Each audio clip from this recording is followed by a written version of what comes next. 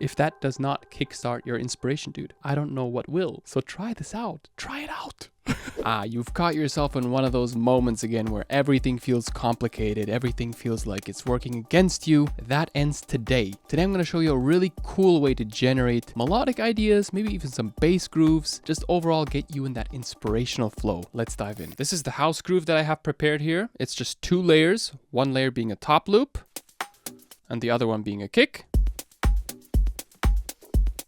Okay, pretty cool way to start a track, but how do we take it into our own direction? How do we get inspired to maybe create a melody or something more interesting? All right, so first we're going to create a MIDI track. On this MIDI track, we are going to load a device called Sting by Skinnerbox, which you can find in your user library once you've installed it. By the way, this device is for free. And if you'd like to watch a video where I use this on drums, you can watch this video up here. But today we're going to use it in a different context. I'm going to use it to create some melodic type ideas. Okay, for example, this sample over here.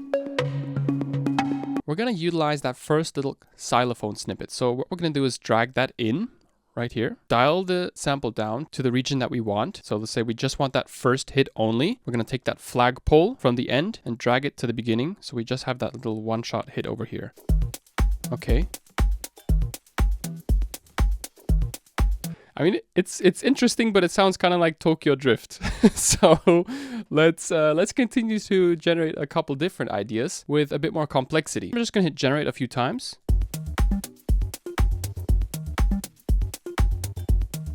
Let's drag and drop this pitch MIDI effect right here. So we pitched up an octave, shift arrow up.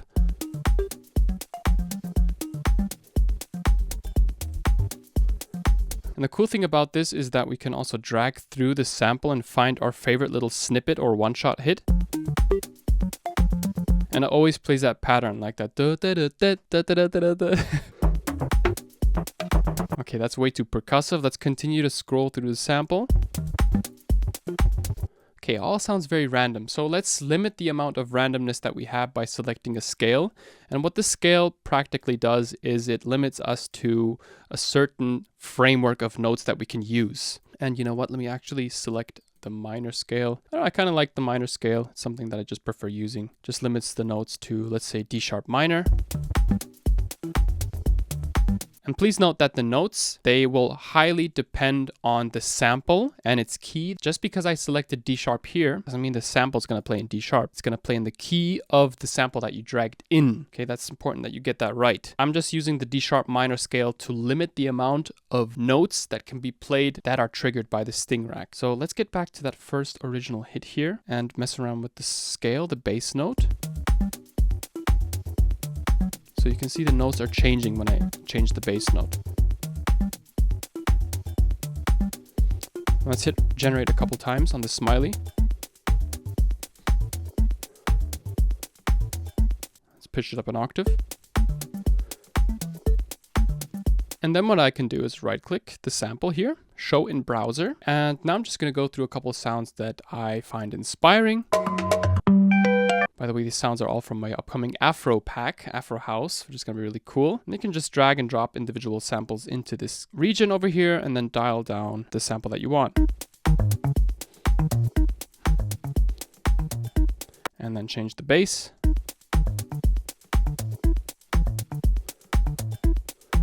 And to make it a bit more interesting, we're going to add some effects on top. And one of my favorite ever effects to use is a combined effect called echo. The reason I say combined effect is because it combines delay and reverb in a really cool way. So let's crank up that reverb here up to around 60%. Maybe dial back down the dry wet. 70% is too much. Sync, we're going to keep it on sync, dotted, right? Dotted eighth notes and increase the feedback to around 80%. Okay, inspiration. The inspiration's coming, you know, I'm already feeling a certain way here.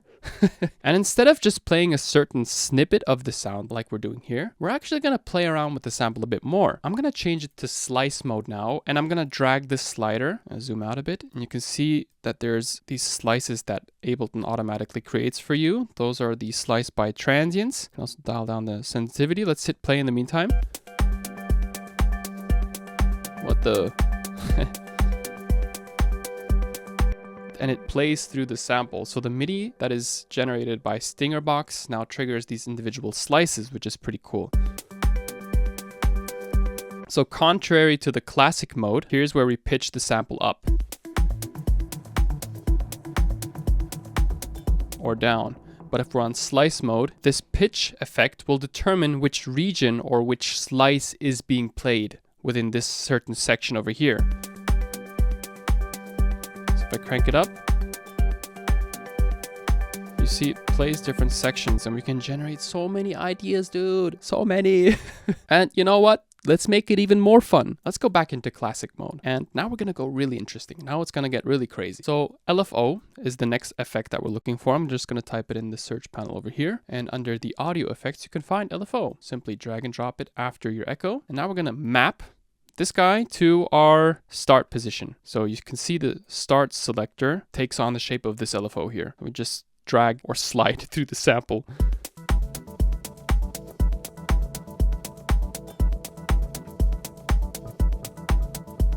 I mean, dude, where does it end? There's like endless possibilities to this. And you can change the rate to not hertz, but an actual note rate. So let's change it to fourth. And let's change this shape to down. So it actually is a sine. It's a triangle wave now.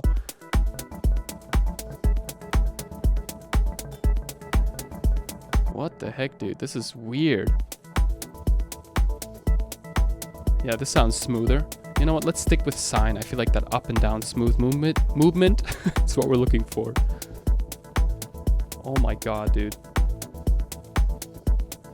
How fun is this? How fun. And you can also change the sustain and decay to make it a shorter plucky sound. So what we're gonna do is dial down sustain to -infinity and dial down decay a bit. And drag it up until we feel like it's a pluck. And you know what we can do? We can hit that smiley again, punch it in the face. And you can always mess around with these different parameters here, add some swing. Let's decrease the length to 7, create a polyrhythm. Okay, that's a bit too quick though. Let's change it back to 16. Gonna type in 16. Change the density to a lower density, so less notes are played. Or change it to a higher density so more notes are played. And what's cool about this is that you can right click the sample at any time, show in browser, and you could go through your library of how many sounds that you have and just drag them in here. So let's say I like this sound. Drag and drop.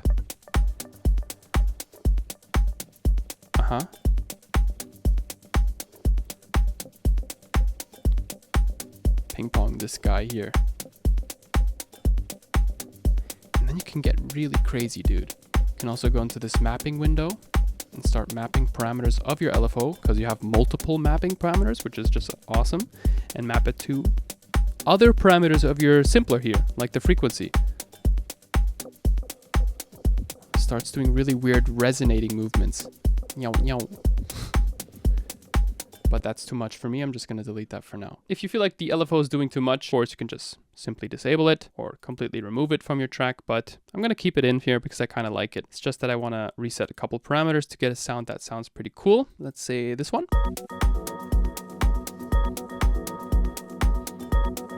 Yo.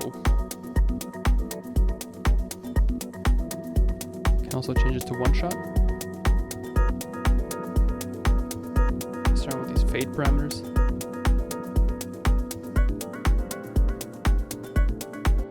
Maybe go back to slice mode. This is so fun, dude.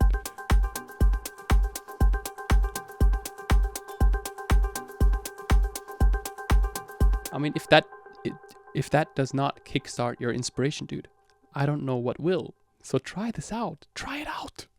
And what's cool about this is that you can always create a new MIDI track with a new audio track. So Command-Shift-T, MIDI track, Command-T, audio track. And we're going to select the input to be track number 3. So let's call this one Melod. MIDI from Melod, post effects, audio track. Instead of external in, we're going to change that to Melod. So the audio comes from this guy, and one goes into MIDI, the other one goes into audio. Let's record arm this guy here, record arm this guy here. You can hit Command to select multiple tracks to record arm. And what we're going to do is hit record here.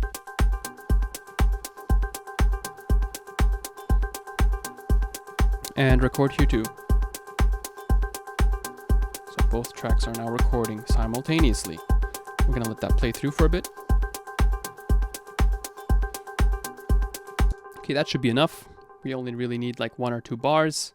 We can double click these MIDI patterns and we've generated our own freaking MIDI. How cool is that? Look, we also have the velocity patterns applied. So you can see some notes have a higher velocity, some a lower velocity. And what you can do is then hit Command-Shift-E and you can export. You can export these MIDI files so you can always reuse them for a later session of yours. And same thing for the audio. You can double click the audio, see what you've generated here. And here's where it gets really cool. You can select certain regions, you can hit Command-L, and then start messing around with these warp modes that Ableton offers you, like the beats, forward transient, and you can dial that back down so it becomes more of like a pluck. And hit fade, so it doesn't click at the end. It creates fades at the end here. Holy moly.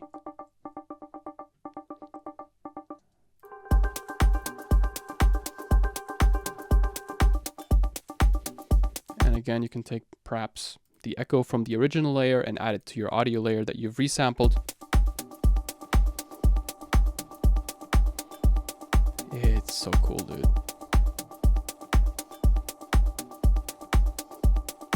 And you can repeat this process as many times as you'd like until you find a sound that really, really inspires you. Thank you so much for watching. If you like this video, feel free to hit that like, subscribe, and notification bell. It does help me out. It does help the channel grow. Also, this project file, I'm gonna make it available on my Patreon page, so you can grab it there. Stay tuned for Afro. It's a production suite that's coming up very soon. I'll see you in the next video. Peace.